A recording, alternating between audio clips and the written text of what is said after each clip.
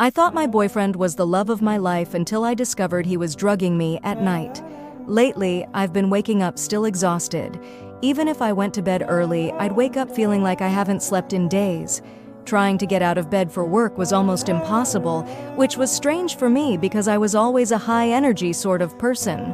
A few hours of sleep and I was always good to go. I was at a loss as to what was happening. After a barrage of tests, even my doctor couldn't find anything wrong with me. The only recent change in my life was my boyfriend who had moved in, and I was sharing a bed for the first time in my life. Steven was the first love of my life, and this was my first serious relationship. I didn't want to spoil things by making him sleep in the spare room. I liked having Steven around. He made a real fuss over me, and he would bring me chamomile tea every night before bed. The pain in my hip was sharp and pulsated up the right side of my body. I jumped from my bed and nearly collapsed to the floor as I struggled to get to the bathroom. "Steven, can you get in here?" I cried. A big dark bruise covered my hip, as if I was assaulted in my sleep with a metal bar. "What's wrong?" Steven said as he came rushing into the bathroom. "Did I fall out of bed or something?" Steven had a weird expression on his face. I could swear he looked guilty about something. "Probably. I don't know." His response was dismissive, which sent my brain spiraling with all sorts of thoughts. "This is not normal, Steven. I think there's something wrong with me." "You should probably see a doctor then," he coldly said before quickly leaving the bathroom. My doctor was still at a loss and suggested I should see someone who could rule out anything nefarious. Steven was still dismissive of me as we drove to the hospital. "I'm sure it's nothing. You're probably just stressed from work." People don't wake up with bruises, overstress, I angrily thought to myself. The doctor at the hospital took my blood and did all sorts of tests on me, including a stress test.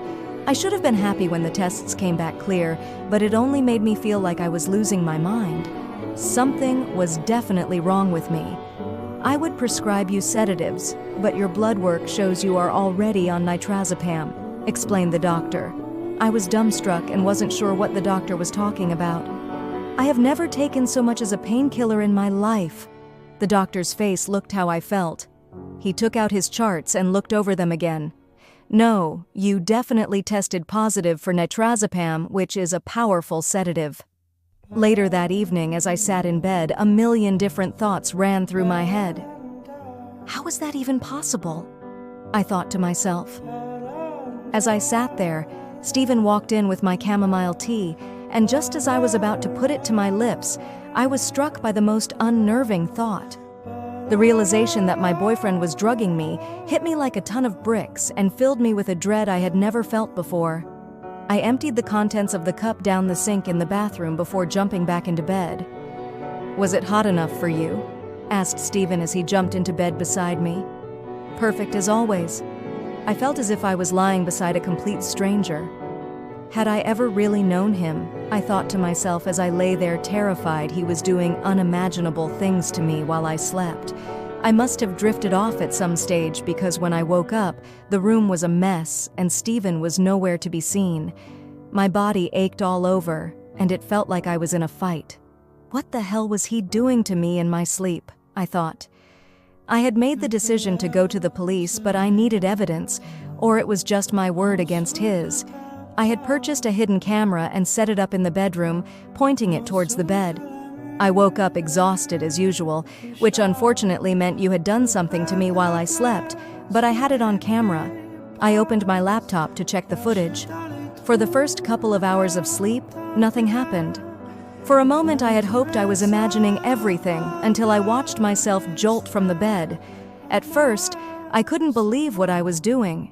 It felt like I was watching a horror movie as I watched myself crawl up the bedroom wall like some possessed demon. I continued to crawl up the wall onto the ceiling, looking down over Steven like I was ready to pounce on him. Steven woke, and it was strange watching him because it was like he was prepared for what was happening and didn't seem fazed by it. He took a stick out from under the bed as I pounced from the ceiling above, and he spent the next hour fighting me off. I watched as he subdued me on the bed before pulling out handcuffs and cuffing me to the bed. I looked at the marks on my wrists, which made sense now. As soon as Steven came home from work, I ran and threw my arms around him. Why didn't you tell me what you were going through every night?" Stephen shrugged his shoulders. "I thought you knew, and usually the drugs I was giving you made things a little easier. Why are you even still with me?" "My last girlfriend was a jealous psychopath. You're a walk in the park compared to her."